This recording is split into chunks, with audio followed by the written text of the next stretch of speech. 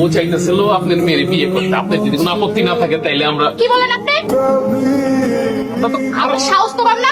আপনার বিয়ের প্রস্তাব দিচ্ছে, খারাপ কিছু তো বলিনি বোন। আপনার সাহস তো কম না? আপনি আমার বান্ধবীকে বিয়ের প্রস্তাব দিয়ে আবার এসেছে আমাকেও বিয়ের প্রস্তাব দিতে।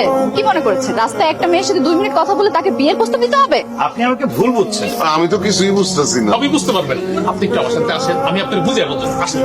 আপনার ধারণা কিভাবে হলো আমি আপনাকে বিয়ে করব যেখানে আমার বান্ধবী আপনাকে রিজেক্ট করে দিয়েছে? আপনার বান্ধবী রিজেক্ট করেছে বলেই তো আমি আপনার কাছে আসছি।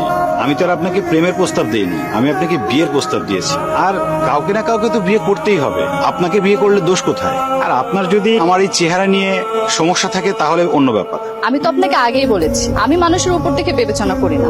আর এমনিতেও আমি ছোটবেলা থেকে ক্লাসে ফার্স্ট হই দেখে ওর অনেক কথাবার্তা আমার শুনতে হতো। ওর রিজেক্ট করা পাত্রকে যদি আমি বিয়ে করি ও কি বলতে পারে সেটা আপনার ধারণাও নেই।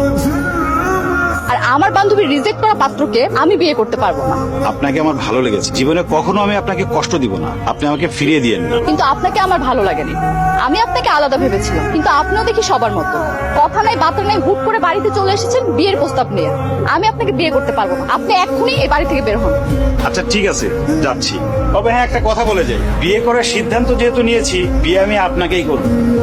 বুঝতে পারছি আমার মেয়ে কিসের জন্য রাগ করছে। আসলে ওর বান্ধবীর বিষয়টা আনতে পারি। চাচা আপনি একটু আপনার মেয়েরে বুঝায় বলেন না চাচা, ও যদি বিয়েটা করে খুব ভালো হয় চাচা। আর আমার বন্ধু যে ও কিন্তু ছেলে খারাপ না, খুব ভালো ছেলে, কালো হইলো মানুষ ভালো চাচা। বাবাজি কি বললো? খুব রাগ করছে। আসলে হয়েছে কি, ওই যে তোমরা আসার একটু আগে আরেক ভদ্রমহিলা আসছিল, তার কথাবার্তা শুনে আমার মেয়ে খুব তখন থেকে রেগে আছে। তোমরা কিছু মনে করো না বাবা। না না কাকা, এটা কি বলেন? আমরা কিছুই মনে করি। এটা মুশকিল। কি শুনো আব্বা? কি সিদ্ধান্ত নিলি রে মা? কোন বিষয়ে? তোর বিয়ের ব্যাপারে 2 জায়গা থেকে তো সম্বন্ধ আসলো, কিন্তু তুই তো 2জনকেই ফিরিয়ে দিলি। তুমি কি চাও আব্বা?